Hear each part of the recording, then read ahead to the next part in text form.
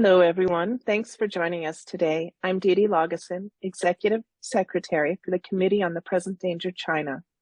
We appreciate your interest in our weekly webinars in which we expose and analyze the Chinese Communist Party's unrestricted warfare against America and the help being provided to the CCP in waging that warfare by captured U.S. elites.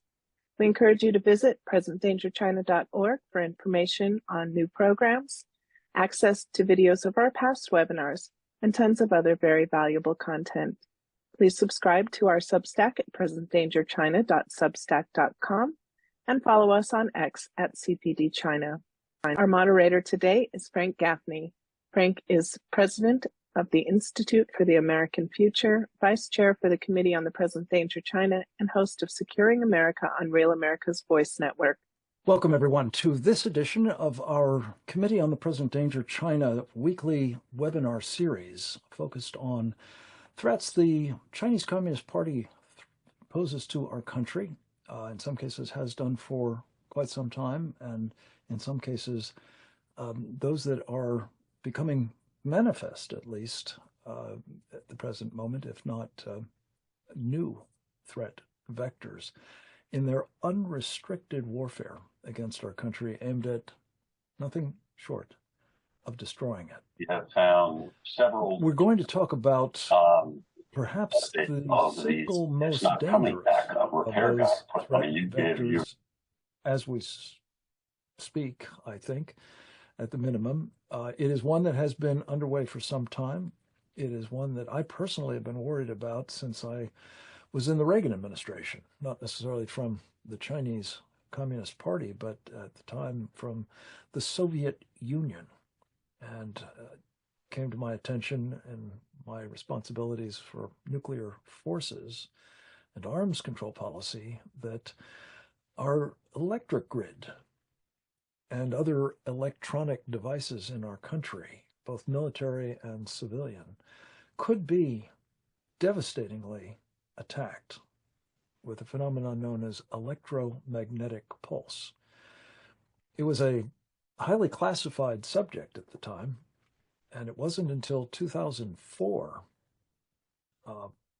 many years after I left the Pentagon, that it became a subject of public conversation, informed public conversation, thanks to the work of what came to be known as the Congressional Electromagnetic Pulse Task Force, or Congressional Task Force.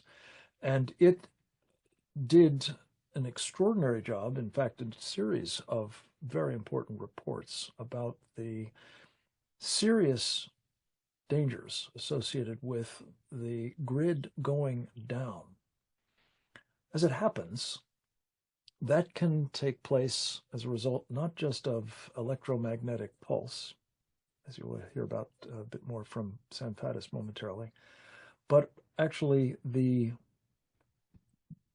numerous means by which a determined adversary, perhaps not even one as capable as the Chinese Communist Party and its People's Liberation Army are, to cause chaos, mass destruction, certainly widespread death, simply by turning the lights off in a way that cannot be readily reversed.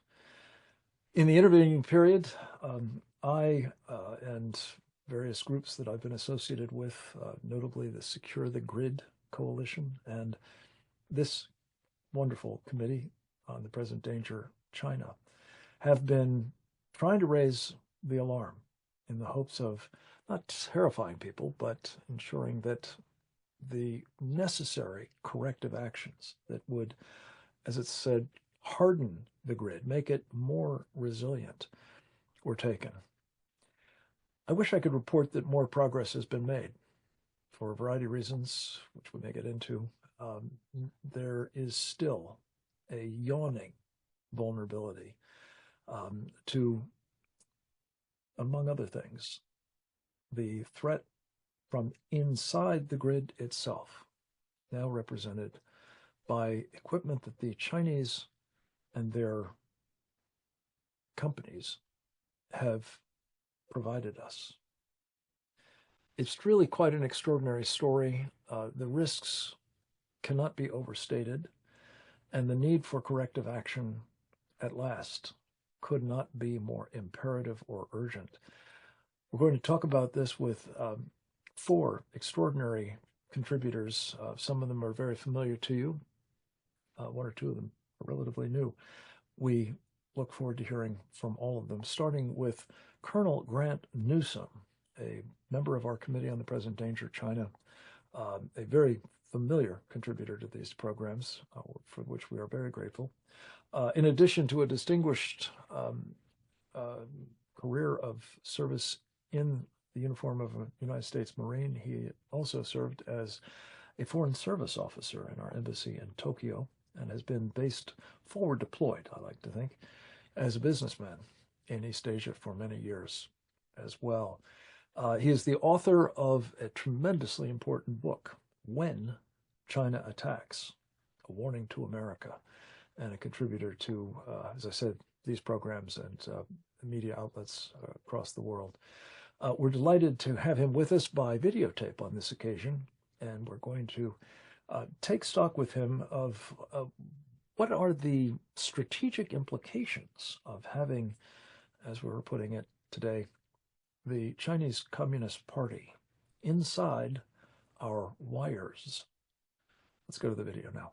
Sometimes you get asked a question that you really wonder, well, why is anybody even asking this? Why should we even be thinking about it now, given that what we know of the nature of the Chinese Communist Party, the People's Republic of China, and what they intend to do to us? But this is one of those questions. And what is the question, obviously, is the Chinese in our grid, in our strategic infrastructure, the critical infrastructure as well, same thing. But we think about it, go back a little bit, you think about this and how we always consider this issue of our war with the Chinese as something off in the future on the day that the shooting actually starts. And then much of our debate these days is about the woefully inadequate, in fact non-existent almost, say shipbuilding capacity. It's 200 times less than what China has. We don't have enough aircraft. We don't have enough of the right sorts. We can't make enough missiles and ammunition to sustain a fight, much less to help our friends around the world. They talk about, do we have positioning in the Asia Pacific so that we can operate, does the Marine Corps have a proper operating capability with this Force Design 2030? How exactly are we going to fight? Can our allies do it? The Japanese, the Filipinos, the Australians. So we're actually talking about kinetic warfare and what happens then. But the Chinese have always looked at it very differently. And the war has already started, for one thing. And what they have been about is positioning themselves and softening us up so that the day the shooting actually starts, that things are going to happen to us that are going to make it impossible for us to do the kinetic warfare. And so even if we can somehow get our military act together, and our financial act as well, that we're not able to fight or not able to fight very well. And what that means is they've gone after our infrastructure, particularly our grid. And if you think about it, it's not all that hard to figure out. Think about what happens when the electricity goes down, and every now and then a huge storm plows through Washington, and trees fall on power lines, and suddenly half the people of Washington have no electricity. And think about that, just what an inconvenience it is. People tend to fret and go frantic, I think even without a storm, say, when you don't have 15 minutes of Wi-Fi. Just think of your reaction to that. But imagine, though, if, for example, the grid goes down, we don't have electricity. Well, how are you going to move forces around? How are your troops even going to get the base so they can deploy? How are they going to operate when their families, are trying to deal with lack of electricity? And if you don't have electricity, you don't have a lot of other things. You don't have water, for example. You don't have food, but partly because you can't grow it very well, you can't transport it. Just think about those things. Our transport networks are just completely shot. You don't just get in the car, go to the gas station, fill up, and go somewhere. You can't do all of those things. And that's what we're going to face when the Chinese decide it is time to pull the trigger. And why can they pull the trigger and have something actually go off? It's because they've had decades to install their equipment, their hardware, their software into our systems that, as I say, give them that really two hands on our throat, ready to apply pressure at the time. And this has been going on, as I said, for decades. I remember that at least in 2013, that the U.S. government actually issued an official report on this and was saying that the Chinese have been, or they didn't say Chinese because we couldn't say Chinese at the time, but it was obvious who they meant. They were talking about how they have gotten into our infrastructure, our hardware, and local utilities all over the place. And they specifically said, this is not just for to see if they can do it. It's not a reconnaissance, but rather it is getting themselves in position. And think of how long they've been doing that and how widespread it is now and all the opportunities. And think about also the thinking back then. Back then you had every U.S. business that could was buying and sourcing things from China, chips, generators, exchangers, everything that you could possibly have because it was cheap. And this was considered, the smart kids all thought this was really the epitome of brilliance because they were getting a slightly better return on investment. Share prices were up, and as a result, they were going to get good bonuses. So it really is our ruling class that sold us out, that put us into this position. And anybody, remember that, anybody who talked about China being a threat, and it included not just a military threat, but an economic threat, we should not have them. So if somebody we're dealing with, they should not be in our infrastructure. But nobody was listened to, although there were people sounding the alarm.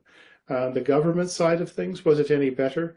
You'll recall that Kurt Campbell, for example, always a prominent figure in China relations, would always refer to the Chinese as my friends, the Chinese.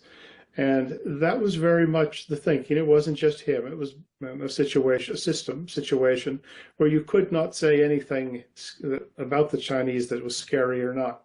So we've gotten ourselves into this mess when if it comes time to actually fight the Chinese, they could make it almost impossible for us to respond. And yes, we might adjust, we might come up with workarounds, we might recover. But think about it, you've got a shooting war going on in Asia, say, against Taiwan, and it only requires the Chinese to have a short break for where we're not really available to respond forcefully, and we're not distracted. And they just need a certain amount of time really to be able to create a fait accompli against Taiwan. And that is all the time you need if you can turn the lights out, turn the power off in the United States, and create that kind of chaos. So an administration has to deal with that, and it cannot give anywhere near full attention to what's going on in the Western Pacific, and the mechanics, the physics of actually getting your forces out into the region are simply impossible. And then you combine that with fifth column activities inside the United States that we've talked about many times on these webinars. And how exactly are you going to fight the Chinese in the western side of the Pacific, in East Asia?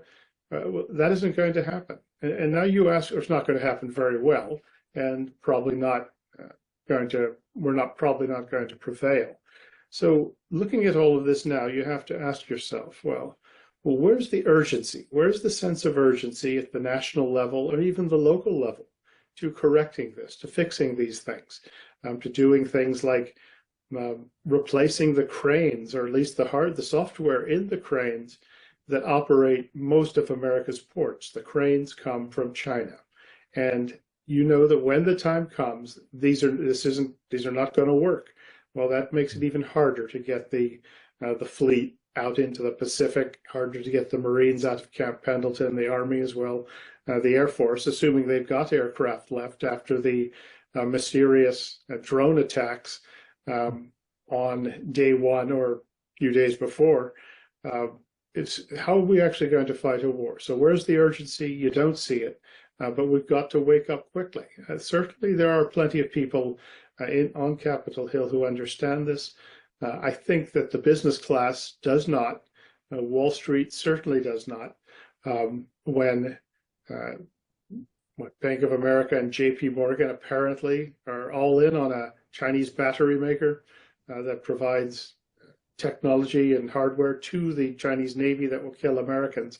When those luminaries are all in, say we are in a very serious position, and to put it mildly, the Chinese must love it. Just think about what we would think if we could do all those things to them. We would be breathing a lot easier. Can we do all those things? You like to think so, but I don't know. I wonder. So ultimately, when I talk about all of this, besides, just obviously not being miffed, but, wishing I didn't have to explain it.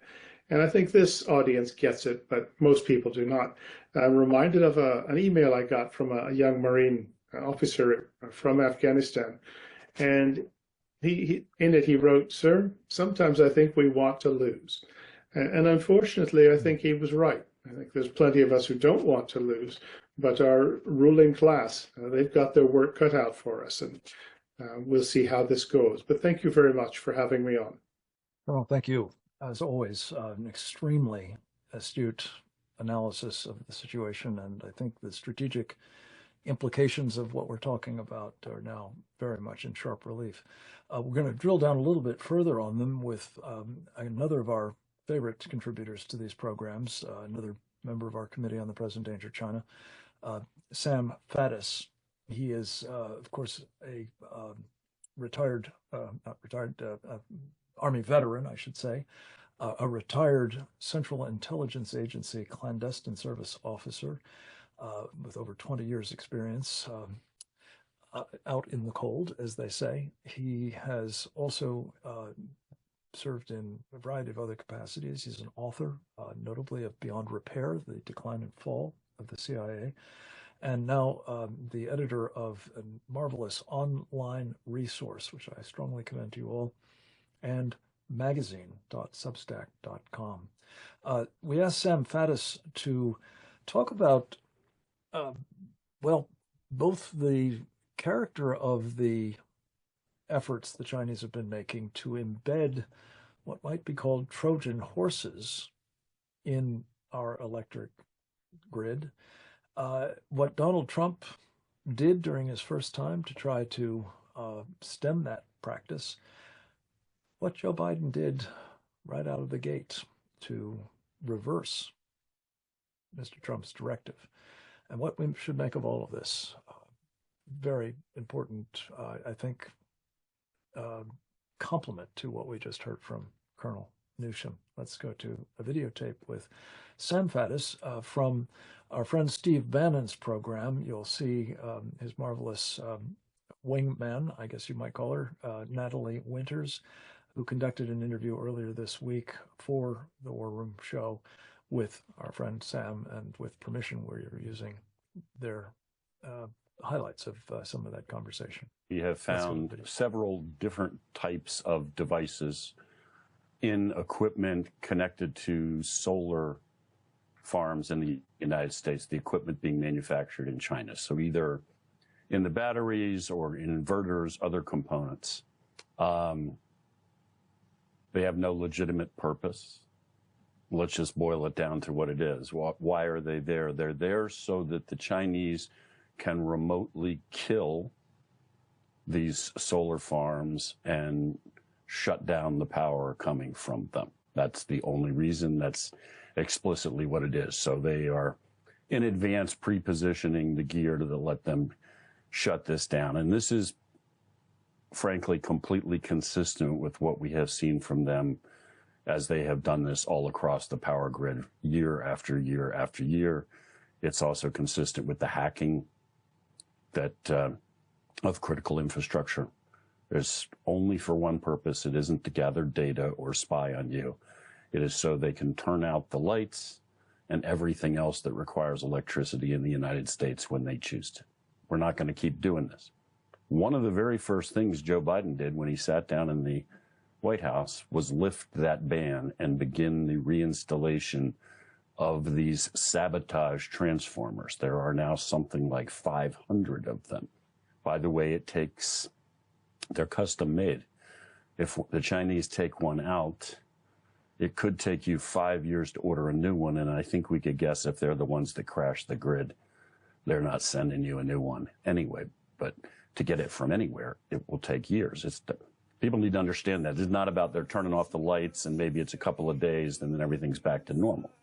They're turning off the lights and the lights aren't coming back on for the foreseeable future. So I always tell people, imagine you're sitting in your house, you got no lights, you got no internet. That means you got no money, you got no banking.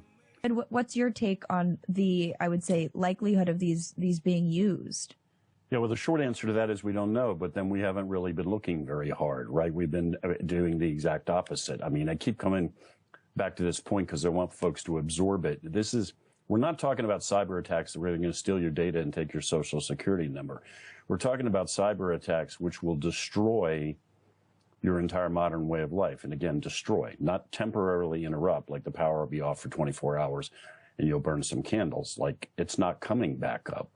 You're now in the 1600s.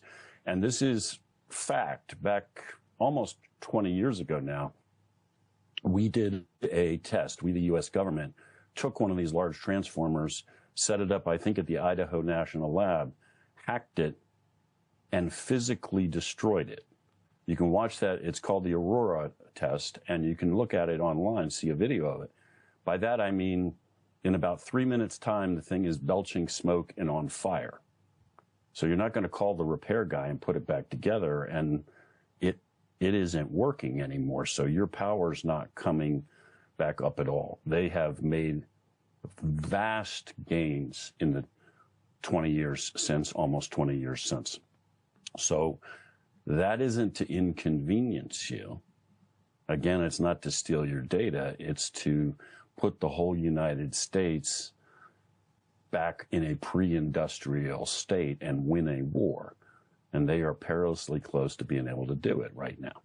Yes. How ready and prepped do you think the United States is for attacks like these? Not at all. I mean, you've referenced EMP, an electromagnetic pulse, which essentially a nuclear device detonated at a certain altitude produces a pulse and it'll fry all the electronics. Okay. We have done essentially nothing. So again, I keep coming back to this because it's critical. When I say fry your electronics, I mean fry your electronics. Your car is electronic, your computer, your television. You're not going to put a new widget in it. It doesn't work anymore, and it never will work again. Now apply that to every electronic device in the entire United States, from the banking system to aircraft to everything else. We know how to harden our systems against it. We aren't physically doing it. So there you have it, folks. We have seen the enemy, and they are us, as I think Pogo famously said. We are owning, for some considerable extent of this problem, the responsibility for it having not only been allowed in the first instance, but to persist. To get a fuller understanding of the extent of this vulnerability, we are very pleased to have with us another great friend of our Committee on the Present Danger China and contributor to these programs from time to time, Dave Walsh. He is one of our go-to guys on all things energy related, having been a senior executive in places like Westinghouse and Mitsubishi Power. These days he's with the Dakota Group, LLC, and he has been assessing the implications of this so-called Green New Deal for quite some time. And as we see it, what today's topic is meant to address is both that, the contribution it's made to the weakening of our critical infrastructure, particularly base load power production and distribution, as well as what these pieces of Chinese gear now inside our wires poses as a mortal threat to the grid and to the American people as a result. And not least, we've asked Dave to give us some suggestions as to what, at this late hour, to be sure, we must do about these problems. Dave, welcome back. It's so good to have you. The floor is yours, sir. Frank, thanks for having me. The degree to which they've intervened into the U.S. power generation system is, in a short time, is remarkable. In the time period 2020 to this year's over for new capacity installation 2025, so a 6-year period, 91% of new power generation devices installed in this country have been intermittent, part-time, non-dispatchable devices, being solar, battery storage in the main, and still some wind. But mainly about 70%, 72% of all what's been installed has been solar and battery storage, with only 9% being baseload continuous duty Plant Vogtle, the only nuclear plant, and a very few combined cycles being built, baseload continuous duty plants. China controls the supply chain of 86% of all thin film PV for solar, and about 87% of all of the battery storage technology. So essentially, 72% of all this new equipment installed has been Chinese solar cells and battery storage in the last 6 years. And the coming 10 years, for example, the Florida plant involves over the next 10 years, 91% of new generation capacity installed here will be solar and battery storage. Texas, ERCOT, the next 5 years, 91% of all new capacity installed will be solar cells. No longer so much wind, solar, and battery storage, even in ERCOT, after all the reliability problems that have become so well known in Texas. So their intervention in the U.S. supply chain of on-the-ground installed assets for electric power generation has been enormous, and it continues. It's been so important that the beautiful big new bill involves, and as of last night, we had some headway in this, getting in the way of stopping this mass importation of electric generation technology solely from China in solar and battery storage. So we've got, looks like a 1-year time period of transition where we can get back to building some baseload continuous duty plants if the bill holds, creating a kibosh against further incentivization of this, which we're actually, we suspended the tariffs on it about 3 weeks ago. And unless this change had occurred last night, we'd still be incenting this for the next 3 to 4 years. And that is the importation of solar and battery storage as by far the #1 power generation technology in the country. And this has had a devastating consequence on what is known as reserve margins, electricity reserve margins.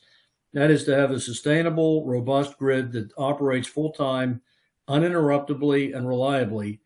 In the past, the target's been and has been achieved about 23.5% reserve margin, extra power capacity to be generated on the coldest days, the hottest days, and in emergencies.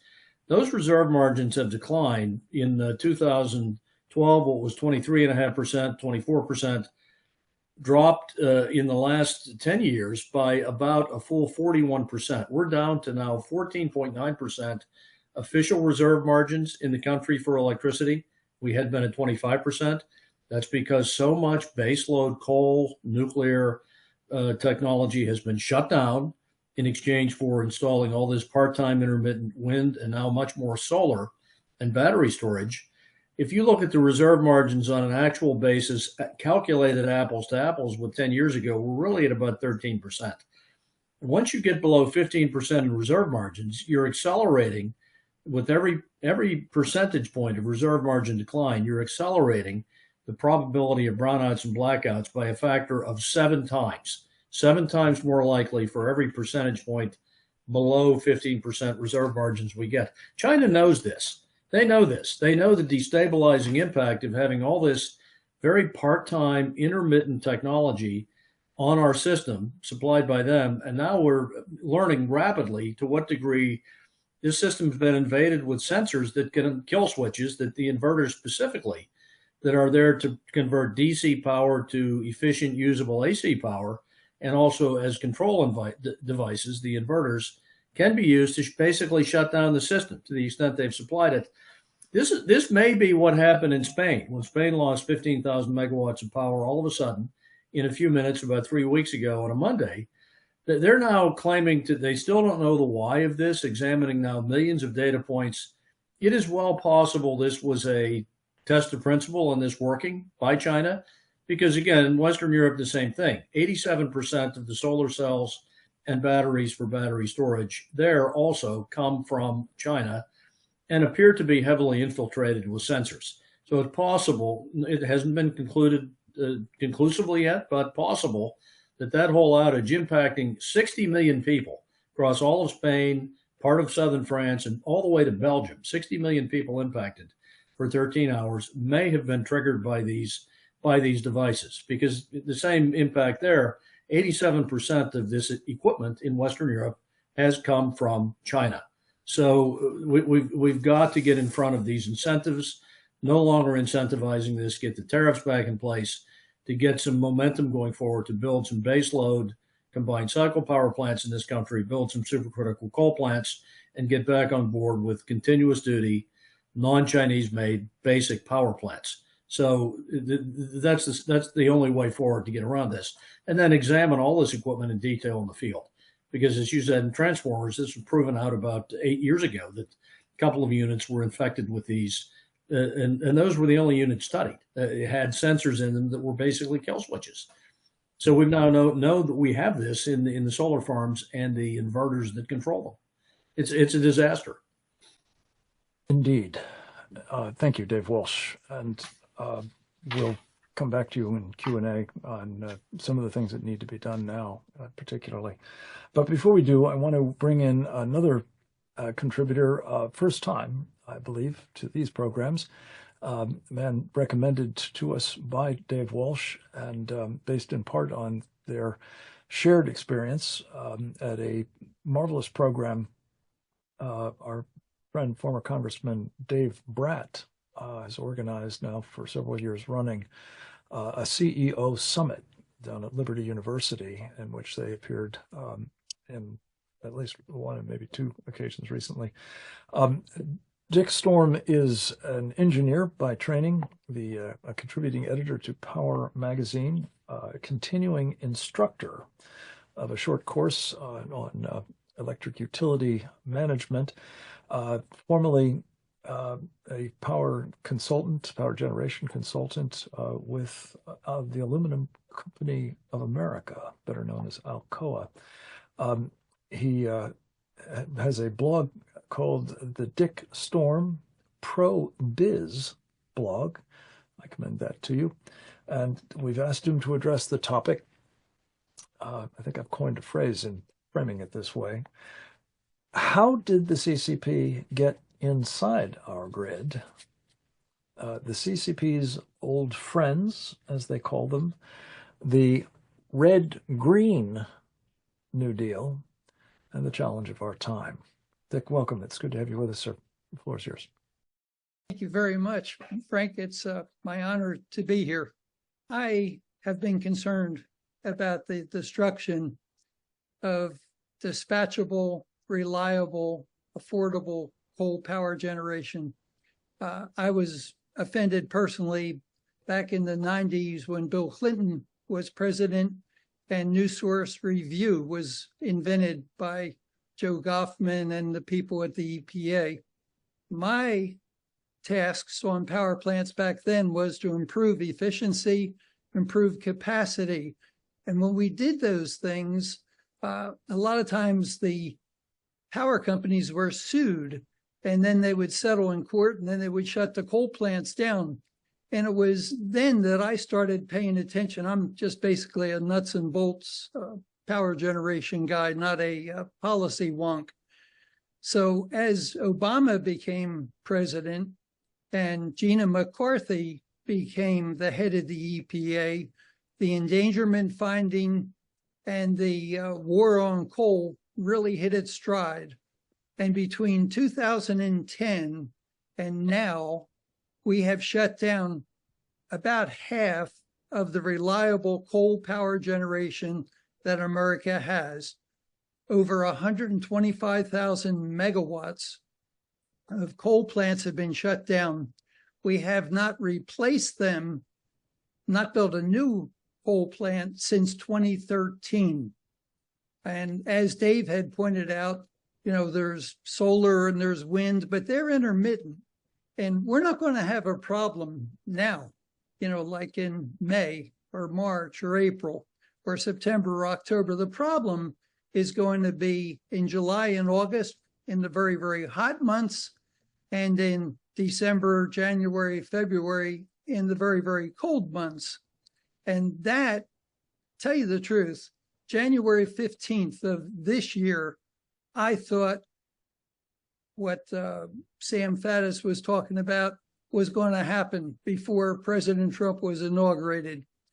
Because in the cold weather months, we depend on about 80% coal, nuclear, and gas. And solar and wind just do not perform on hot summer nights or on cold winter days, and solar collectors are useless when they have snow covering them. So anyway, the problem we're going to have with the Chinese, I predict, and they know this, is at peak generating periods. So we have shut down lots of power plants, over half of the coal plants, even some nuclear units got shut down because of the ridiculous climate policies of the Biden administration. And of course, they really started with Bill Clinton and the Democrats. And then with Obama, they went on steroids. And now we have irreversibly demolished. Now, not only were the power plants shut down, but the supply chain to build new power plants, to make high pressure tubing, to make high grade stainless steel tubing, to make the generators, to make the steam generators, the feed water heaters, and all the auxiliaries, has also, much of it been lost. One company that I was familiar with, I know Dave's familiar with, is Foster Wheeler. They went all in on China back 15, 20 years ago. They moved their manufacturing from Mountaintop, Pennsylvania to China. And now Foster Wheeler's they're not involved any at all. One of the most magnificent manufacturing facilities that we had in America was the Combustion Engineering Chattanooga Works, which had about 88 acres of high-class manufacturing, including 15,000-ton presses to make nuclear reactor vessels, pressing up to 12-inch thick sheet and electroslag welding of these together. That is all gone. We cannot build pressure parts like that in America. I think Babcock and Wilcox still can do some, but back in the 70s, combustion engineering itself had about 25,000 megawatts of new capacity, manufacturing capacity that they could have done. Now, combustion engineering was folded into Alstom. Alstom folded into General Electric. And I live in Hilton Head, and I've got a couple friends that retired from Alstom, and they just chuckle. If General Electric was given a purchase order to build a couple 600 megawatt coal plants, they don't have the people to do it anymore. So the supply chain has been severed. I was looking in the news yesterday, and I see that ICF,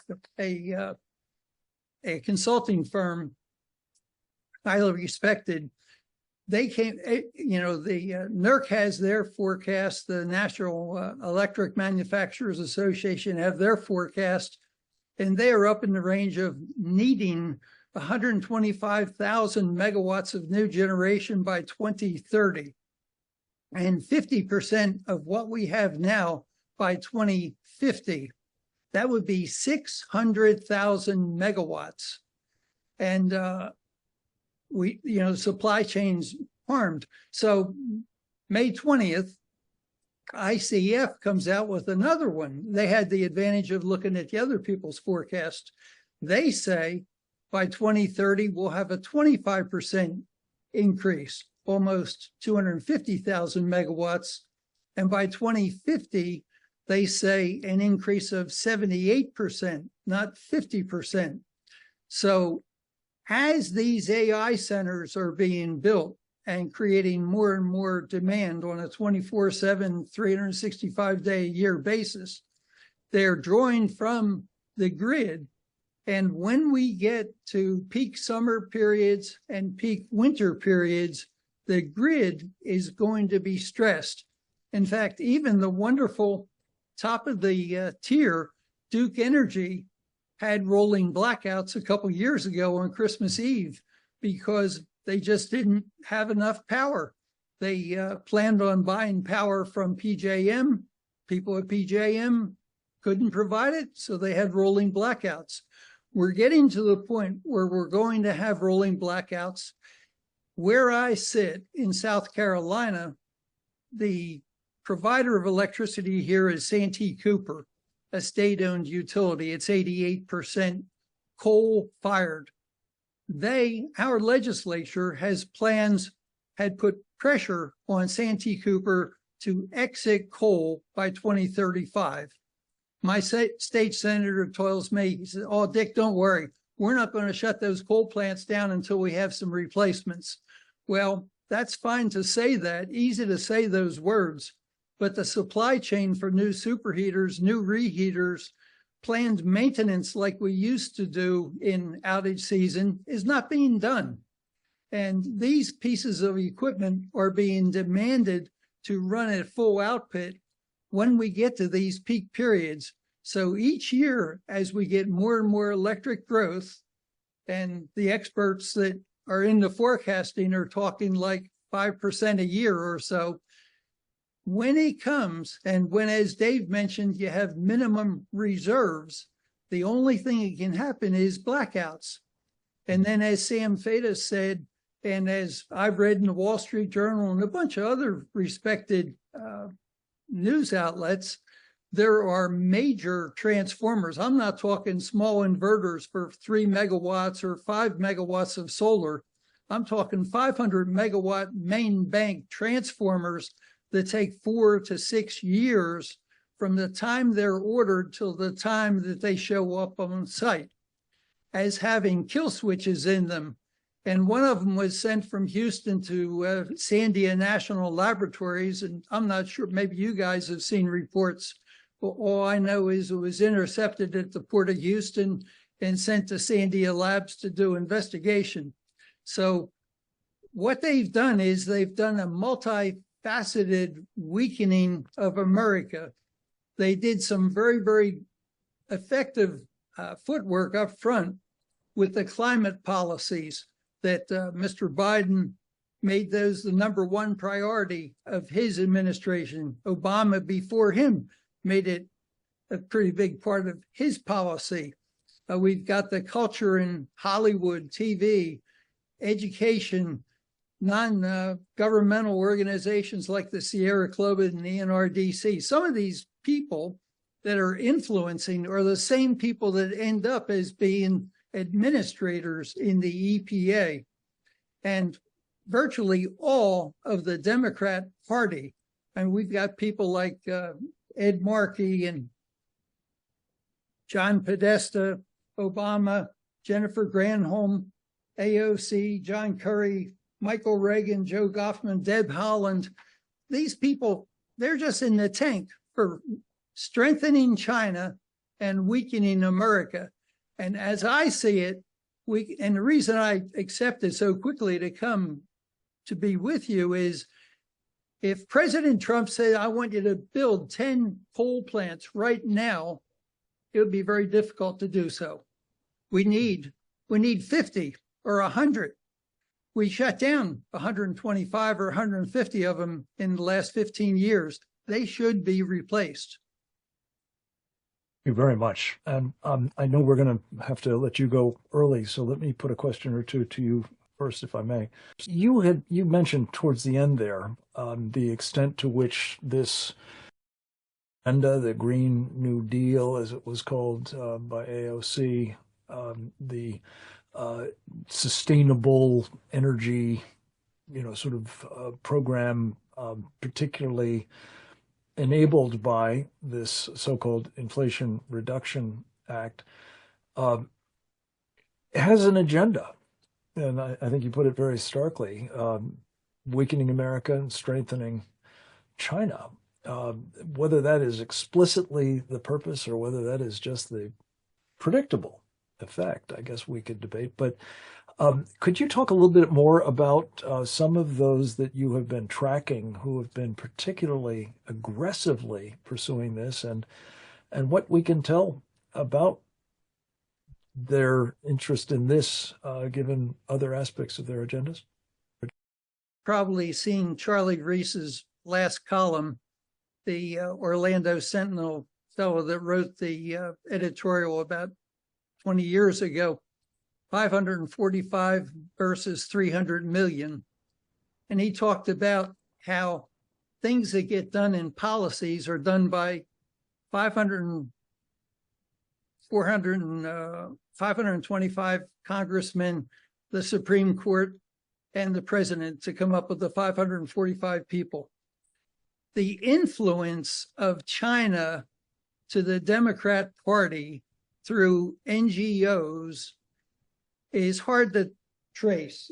There's a book that Capital Research did, Scott Walter, called Arabella. And he tried to follow the money trail to the Sierra Club, to the Natural Resources Defense Council, the Environmental Defense Fund, and outfits like that. And it gets really hard to trace down the 501c3 1099 forms of what they pay. One that was exposed was Gina McCarthy worked for the Natural Resources Defense Council. She didn't work for the NRDC. She worked for the NRDC Action Fund. And in that, she was paid, as I recall, $855,000. And that was, I think, either before Obama or between Obama and Trump. And anyway, these people go like musical chairs from the NRDC to the EPA, and then they come up with the endangerment finding of CO2. And it's basically trying to disable the manufacturing and electric production capacity of America by policy changes. And they're long-term. And once they kill the manufacturing supply chain, it is going to be, like Sam Finnis said, it's going to be really hard to recover from a major blackout. And one other thing, 60 Minutes, I'm not a big fan of 60 Minutes, but they had John Wellinghoff, an ex-FERC commissioner, a couple years ago. And he said on 60 Minutes on TV, he said, 9 major transformers in North America could put us in a blackout. He said that right on 60 Minutes. You can find it on YouTube. And I don't think it would be quite that easy today. I'd like to think that the power companies have done better. But everything we've done in policy, when I was a startup engineer in the 70s for Carolina Power and Light, it was a regional utility. Philadelphia Electric was a regional utility. Georgia Power, regional utility. South Carolina Electric and Gas. Each one of those utilities would build new plants and would plan for 25% reserves. And in North Carolina in the 70s, electricity growth was about 10% a year. They were building a new power plant every 2 years.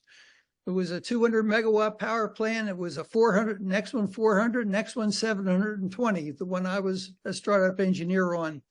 And everybody in the utilities, Virginia Electric and Power to the north, Philadelphia Electric, Pepco, everybody did their own planning for the future. When this is not the Chinese problem, this we did to ourselves. What we did was we got rid of integrated utilities. Now we have people, generators in South Carolina and at Duke Energy and Philadelphia Electric, now is part of Exelon. They sell the power onto RTOs, regional transmission operators like PJM or Southern Company, MISO in the Midwest, ERCOT in Texas. Nobody is planning ahead. I see right here, the integrated IRP for planning for a future generation for South Carolina.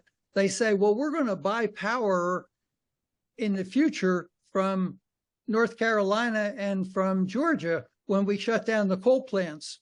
Well, you look at the IRPs for Duke Energy and for Georgia Power just changed there and said, we're not going to shut coal down after all because, hey, we can't make enough power. But anyway, the neighbors are doing the same thing. And earlier I had said, we have not built a new coal plant since 2013. So, and as Dave said, 90% of the new capacity is solar and wind, which is intermittent. It doesn't work on the day that you have a polar vortex or a snowstorm or unseasonable hot weather in August. So everybody in the utilities are dependent on their neighbor, and the big brains in Washington say what we need is more transmission lines so we can share the power. The sun's always going to be shining someplace and the wind's always going to be blowing someplace. So just connect the utilities together and it'll all be okay. Well, now we're back to those transformers, and they're very vulnerable. So the way I see it, it's self-sabotaging. It is some of the most serious self-harm that I ever saw an industry or a country do. And it to me, it is just so obvious.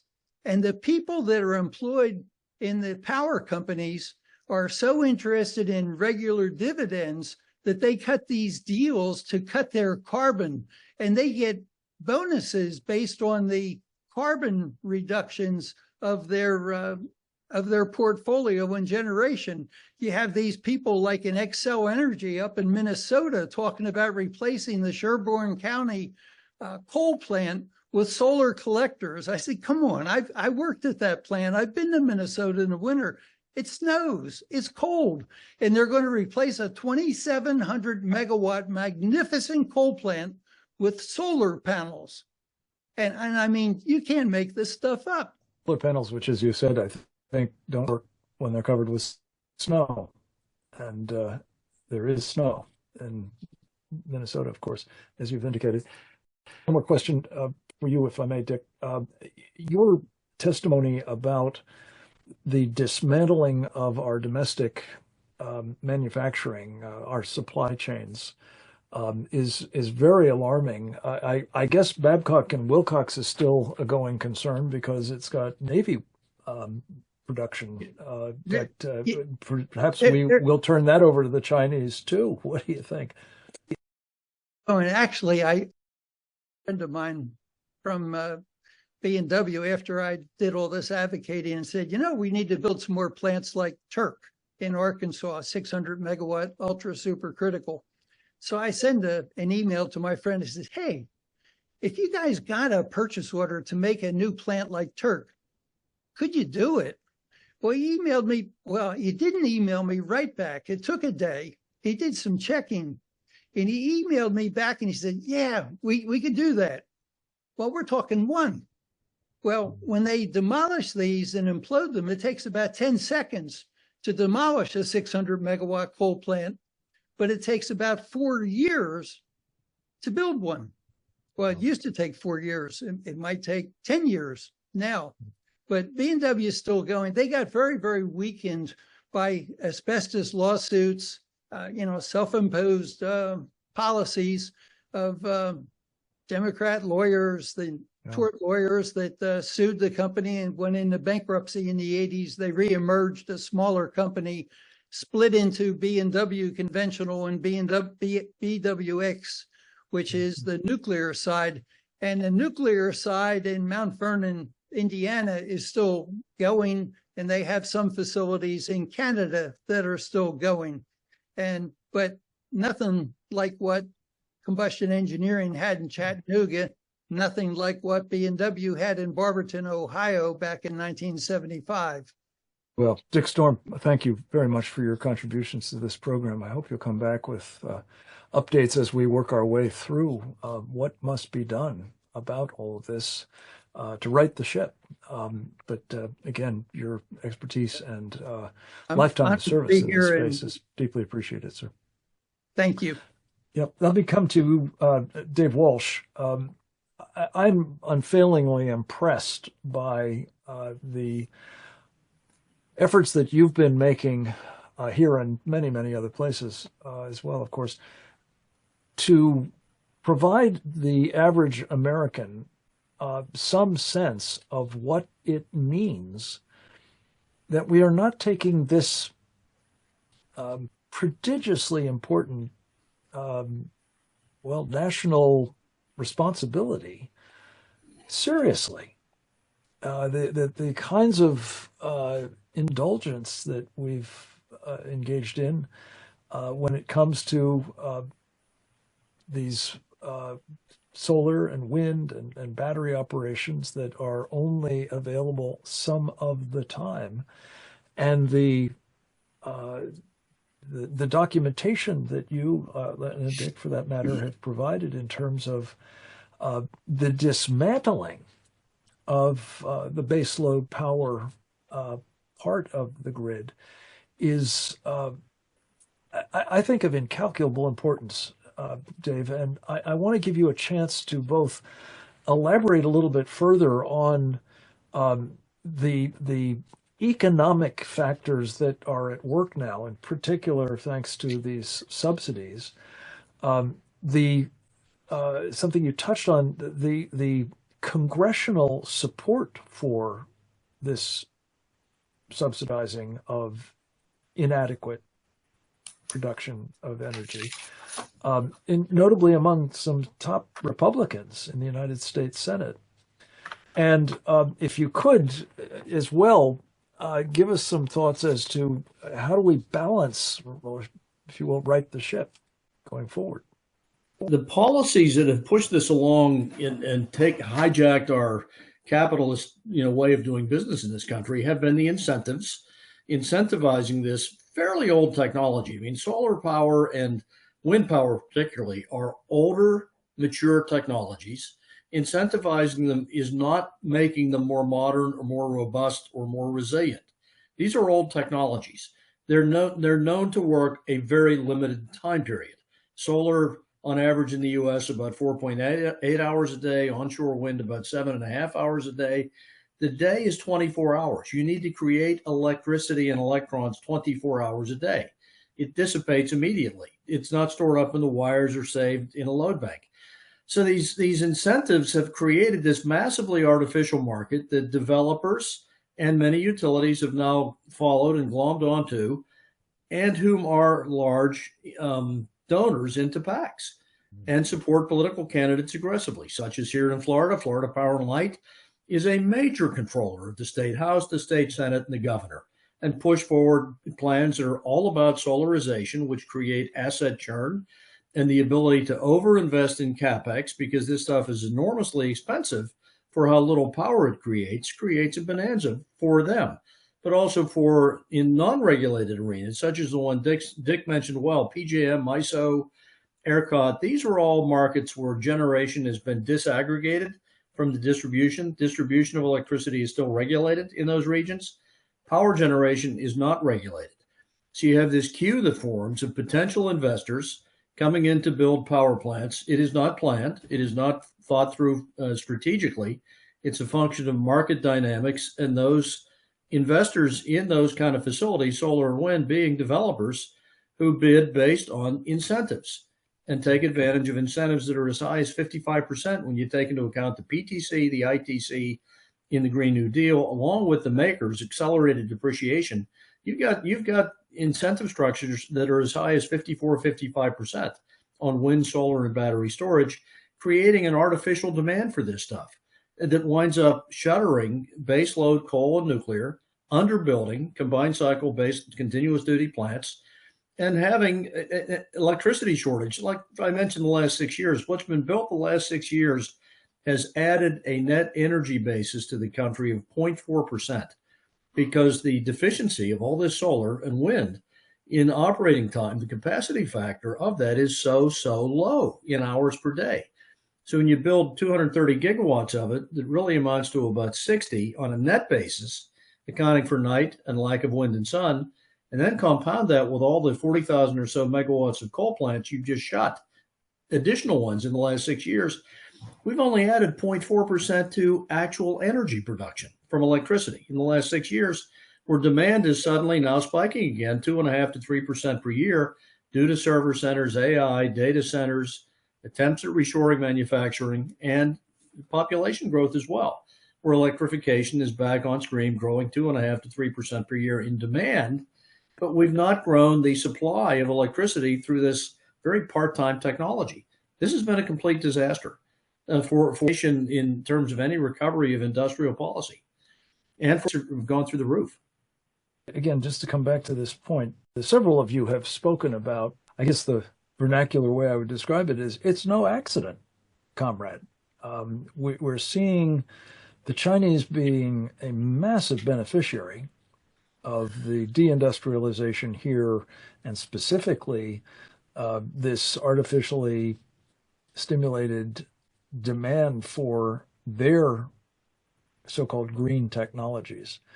But creating this kind of weakening, to say the least, of our electric grid, our critical infrastructures, to say nothing of their clear success in insinuating their technologies, including those transformers, of course, inside the grid.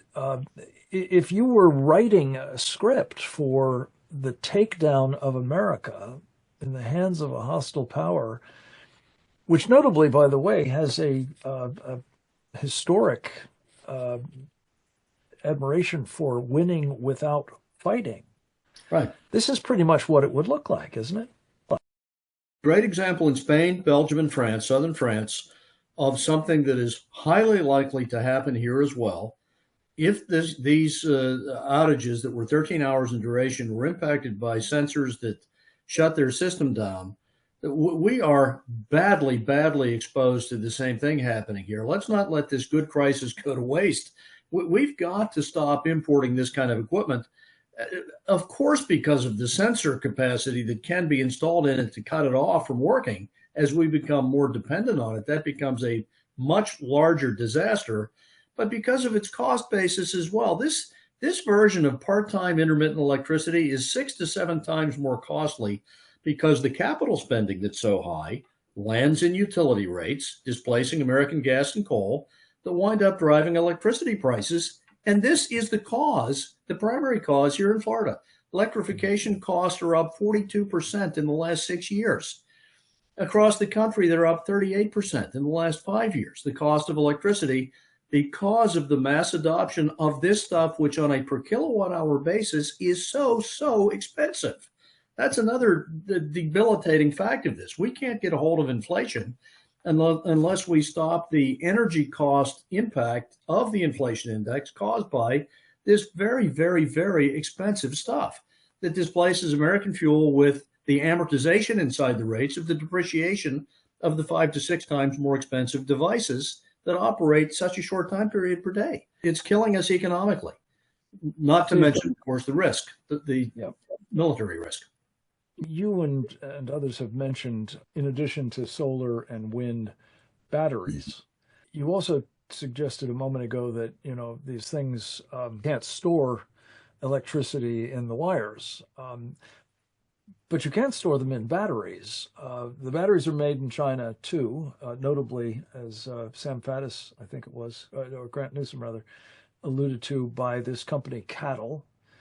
Our Committee on the Present Danger of China has been doing everything we can think of to raise an alarm about the fact that Jamie Dimon of JP Morgan and Brian Moynihan of Bank of America have just raised $4.4 billion on the international market, including from Americans, in a fundraiser for this company, Cattle. Among other things, a Chinese military company, a company that exploits slave labor, and a company that is actually helping the PLA get ready to kill Americans. This is the kind of thing that I am convinced is going to prompt Americans to recoil in horror. But talk a little bit about these batteries and how they fit into this scheme. Is that a panacea to the inadequacies in terms of the full 24-hour cycle of solar and wind? Yeah, the notionality of battery storage has been invented to offset the horrendous part-time intermittent power supply coming from, in Florida, for example, solar is the 23% capacity factor. That means 77% of the time it doesn't make electricity. So therefore, when you go Florida, a sunny place the last time I checked. A sunny place, because in midsummer it's cloudy at 1 o'clock here half the time, and it rains very hard, and we have that phenomenon like everywhere else known as night. There's no solar power. Night. So if you're in love with that as your primary energy supply, you're going to need scads of batteries in the background to back that up because you don't have enough electricity to begin with. Right. Well, the fact of the matter is battery storage, according to the EIA itself, is 11 times more costly than building conventional power plants of the type Dick was describing, combined cycle plants, coal plants. 11 times more costly. Battery storage is nowheresville right now in terms of backing up all the wind and solar. Probably about 3% of wind and solar are actually today backed up by batteries because the supply of batteries is consumed largely by EVs. That's where the Chinese make more money, smaller batteries than utility scale batteries in EVs. The cobalt, the lithium, the copper doesn't exist yet at scale in mining space and processing space to make enough batteries to do mass scale utility storage. So it's theoretically possible. But, if a hedge fund or developer wants to make 5 times the profitability than through utilities, you want this stuff because it's very, very costly for ratepayers. And the maker of it makes a lot of money. But the electrification basis is awful in total cost for ratepayers and for industry that would depend on that. Right. It costs 11 times more costly than combined cycle or coal power. It's absurd. It's an absurd and whether case. it's ratepayers or taxpayers, it's somebody else's money that's going That's into right. this. Yeah. And then ratepayers are paying more for the privilege of having this expensive electricity. So. Yeah. And one of the complexities you have is Elon Musk's company, Tesla, is a major producer of utility scale battery storage. So why he likes solar so much, guess what? That drives the market for battery storage. Yeah. And this is one of the challenges we face in thinking through this objectively for people, for ratepayers, and for industry, not just his needs to make money. Right. You got to balance that. You touched there a moment ago on some of the components.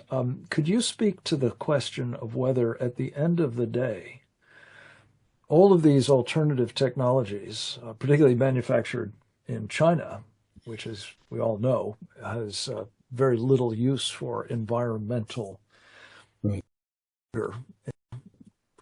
policies. How green, in point of fact, are these things relative to these other means of producing energy, but just maybe in absolute terms as well?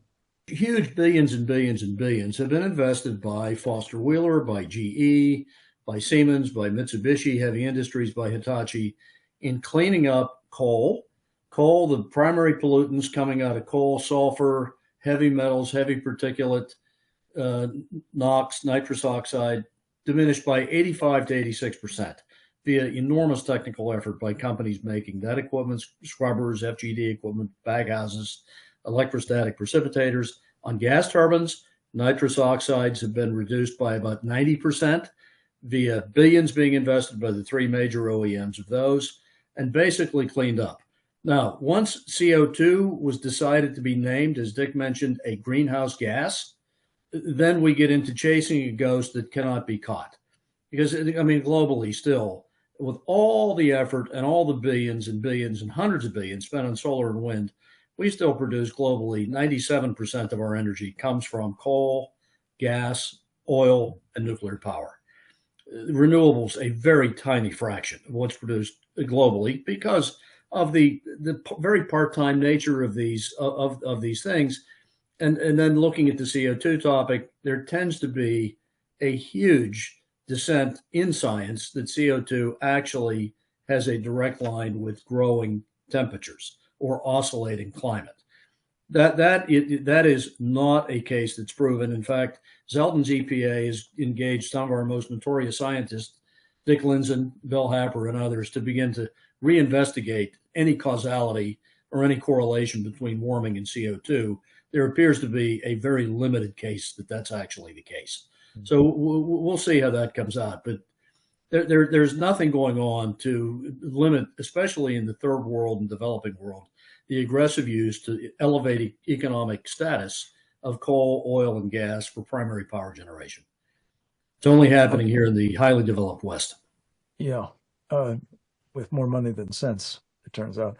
Yeah. And how about, I've heard statistics, and you've got a wonderful head for them. I don't so much, but that to create a single, relatively small battery for an electric vehicle requires something on the order of, memory serves, 500 tons of raw material, that has to be extracted in terms of rare earth minerals and the like.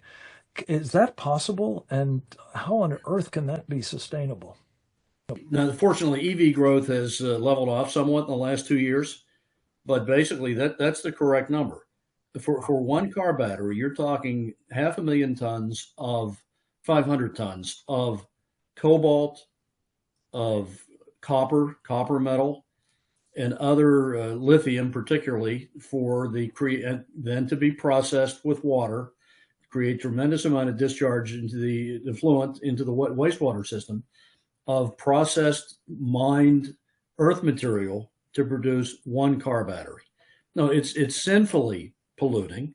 And if people here don't like mining, and they don't, the left can't stand mining, but are always very happy. Even this week on Yahoo, major advertisement praising the new copper mine in South America. Those folks don't want that here. They don't want any copper mining here. They don't want any lithium mining going on here. As long as it's in the third world, the left seems to be very happy with the exploitation of poorer nations in the third world to mine these materials in mass bulk and in a very primitive way and in very low wage basis, and often using slave labor in Western China and in Africa to harvest these materials and extract them from the earth, where in Western Europe and North America, mining is no, we don't do mining anymore, but we certainly use the products from it, and we can't wait to damage the environment globally. No, the resource extraction on battery making is enormous. It's enormous. And then the pollution caused by the refining of lithium into battery grade material. It's enormous. It's an enormous mess, but it's in grossly short supply. There isn't enough of those materials that are on the radar screen to be mined to electrify the world. And China, by the way, are building 400 coal plants as we speak. They know better. This isn't going to work for them. They manufacture batteries. They manufacture solar panels for the rest of us, for themselves. 80% of the new energy devices they're making are coal plants and gas-fired combined cycle plants for their own economy. They are selling a lot of electric vehicles, though, it seems. Are they not? Yeah. To their own domestic market. Dave, I could talk to you all day, but let me just have a final question because we're at the end of our time. You brought to my attention, I alluded to it a little while ago, but I want to close on it because we're now on notice, as we've talked about throughout the program, that the Chinese Communist Party, our mortal enemy, is taking advantage of, whether they've had a hand in conjuring this up or whether they're just exploiting it, it's another day's work, but they're taking advantage of this opportunity to sell equipment to us, which at least in some instances has sensors or kill switches or trapdoors or whatever you want to call them that will enable them, we know this, will enable them to shut them down and possibly destroy them at will.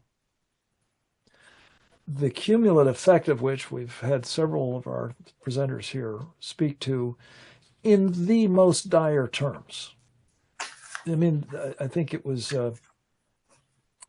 Sam Faddis, who put it as boldly as saying, you will be returned to the 1600s, the pre-industrial age, and not for a day, not for a week, but for the foreseeable future, as long as you may live.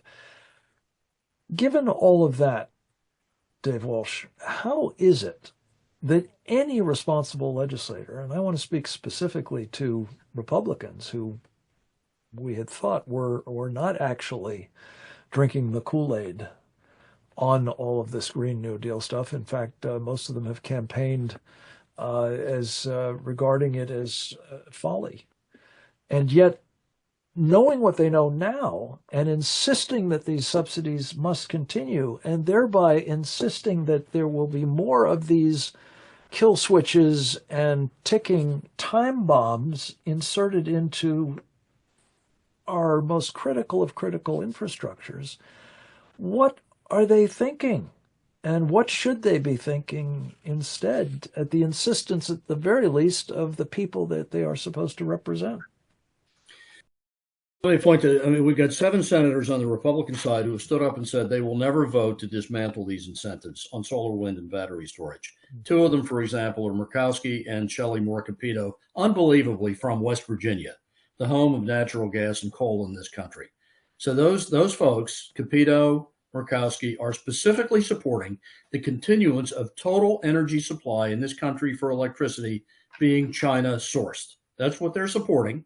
No idea why, except for the fact that they are undoubtedly major recipients of PAC donations from developers like NextEra and other corporate entities. By the way, most of these incentives go to huge large cap utilities, Constellation, Exelon, ExxonMobil, the like, foreign companies, EDF, British Petroleum, Shell Oil, are the big recipients of these incentives to build out solar farms and wind farms, in many cases greenwashing their installed base and carbon capture systems, ExxonMobil, that wind up funding these folks in the Senate to take these positions that are completely un-American positions,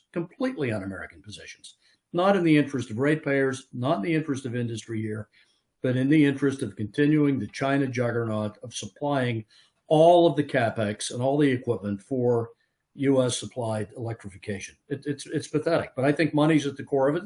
PAC donations are at the heart of it. It's certainly the case here in Florida, with the ownership by a company solarizing Florida, NextEra, of the State House, the State Senate, and the governor, and the Public Service Commission, where this has been happening very quietly, with no notoriety from the governor's office whatsoever. His Public Service Commission approving every month a package of new solar farms by Duke Energy, NextEra, and TECO. Just unbelievable in red states, also such as Texas, where this is going on. It seems to me that a campaign is needed to light these folks up, to make them explain what they are doing.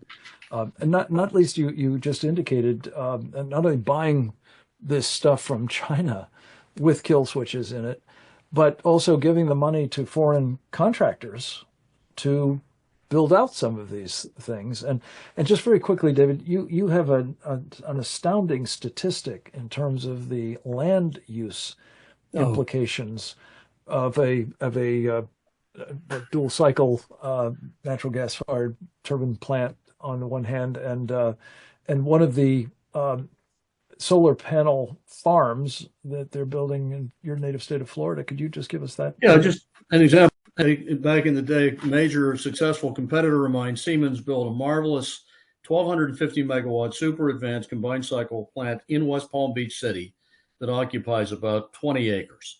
1,250 megawatt, 7 by 24 operating gas-fired power plant. It would take 29,000 acres of solar panels to equal the same capacity.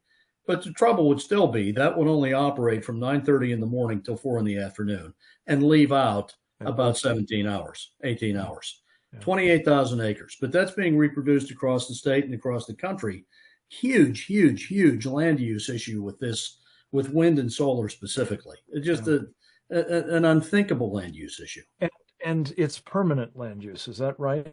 It's very difficult. Well, solar panels wind up shielding sunlight for the whole number of years they're installed, and you wind up with loss of seed matter in the ground, and you're turning arable, farmable land over time into desert that can go on 15 to 20 years post the panels, because you've denuded the seed material in the ground and the nutrients needed to be fertile by the constant shading under these panels. So that this is a huge land destruction issue. At least wind, you can, not good either economically, very intermittent, but you can farm under it.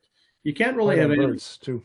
Yeah, but the solar thing is a disaster on turning arable farmland basically into desert. Yeah, and that doesn't even take into account what you have to do to try to take out those panels and dispose of them. Yeah. Right. Well, and then who owns the land at the end of the deal? That's a big, that land ought to be held in trust for citizens, not for utilities who, as an unintended consequence or byproduct of their strategy to make money, also wind up owning 20% of a state's land. That's an unintended consequence. And destroying it in the process. And destroying it. Yeah. Dave, I just want to give you one last shot at this because I've mentioned it several times. If you were advising President Trump as to what should be done, given everything we've laid out, you and others have mentioned that he actually took an initiative to try to prevent the further infusion into our grid of Chinese or foreign adversaries' equipment, only to have it reversed by Joe Biden. I want to tell a quick story, if I may, because it's relevant to the answer that I'm asking from you.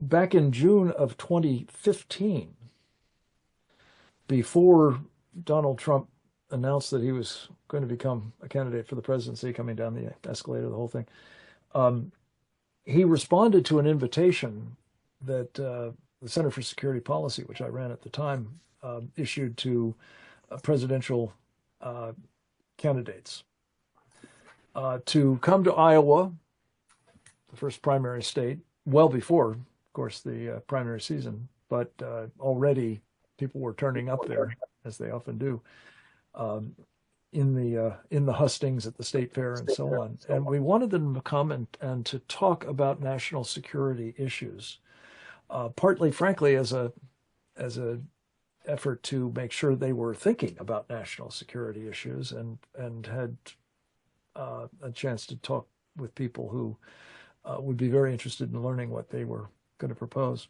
A guy who was, as I say, not a candidate at the time responded, Donald Trump, and he said he'd like to come and speak, provided he could have an hour to get briefed up by our team at the Center for Security Policy. And one of the most important content items that was relayed to him was this story of the grid.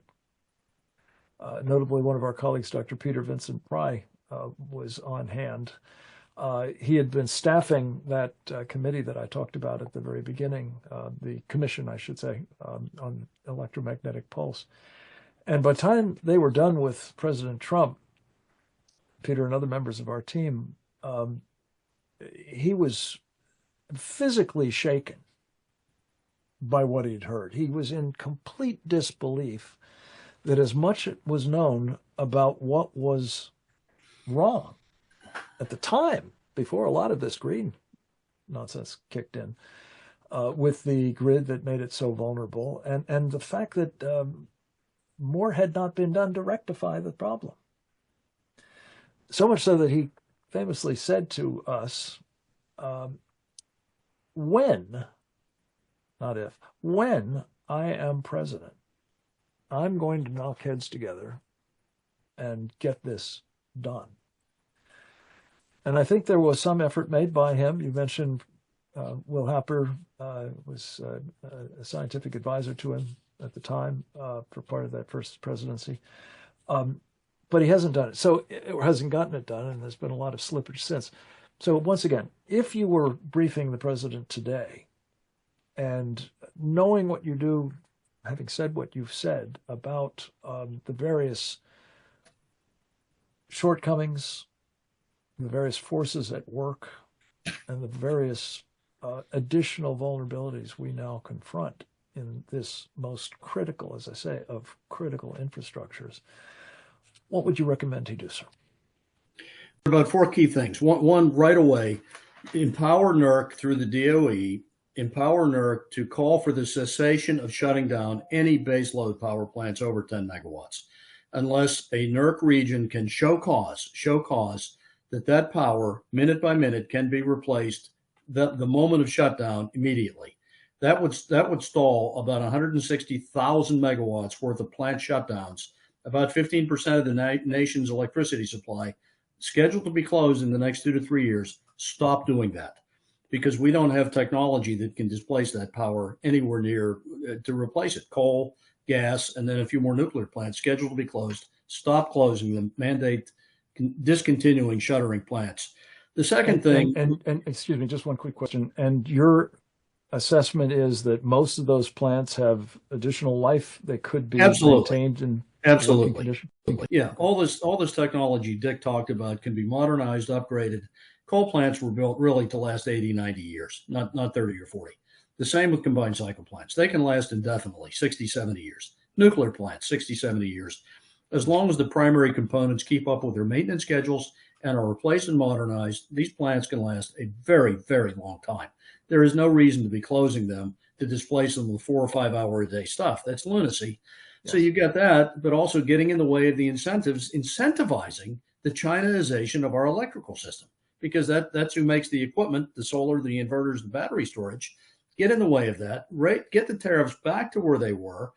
And then even look at some of the great foreign investment that he has done a masterful job of inducing to the country now in trillions of dollars. Talk to the Saudis, the UAE, and the Japanese about, in part, investing in large-scale coal and gas plants on federal DOE sites that are huge. The Savannah River Project, the Waste Isolation Pilot Project out west on the site of TVA. You can support MISO and PJM, who have huge electrical shortages broadcast by those grids underway now. Put plants in the TVA western region and in the eastern region, put them to West Virginia, bring foreign capital. Since U.S. capital doesn't seem to be interested, based on these artificial markets in investing in baseload power, bring the foreign money to do it. This has been done before in the gas turbine boom of 20 years ago and in Southern Company. Bobby Jones himself, in his attorney capacity, polled Europe.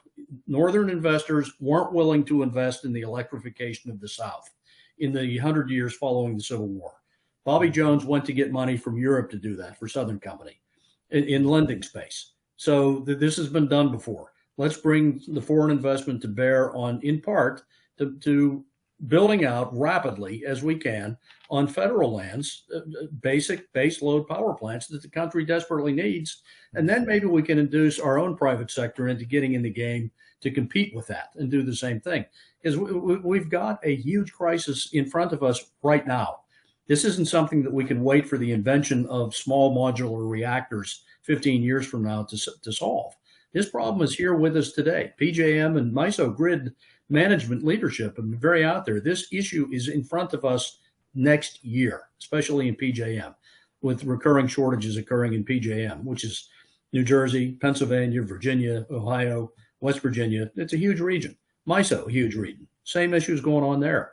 I mean, this is a serious crisis before us. It demands pretty dramatic solutions. Last thought.